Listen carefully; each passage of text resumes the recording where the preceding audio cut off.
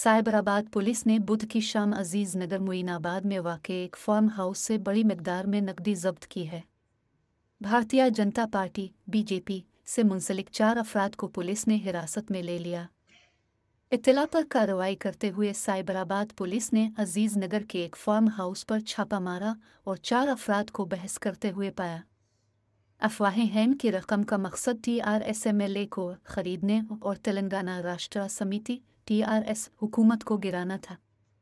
उन्होंने मजीद कहा कि TRS-MLA का इल्ज़ाम है कि 4 अफराद उन्हें फ़ोन कर रहे हैं और पार्टी में बड़े ओहदों, भारी नकद पेशकशों और बड़े मुआहदों का लालच दे रहे हैं अगर वो अपनी पार्टी को तब्दील करते हैं। साइबराबाद कमिश्नर ने इस फार्म हाउस का मुआयना किया जहां छापा मारा गया था।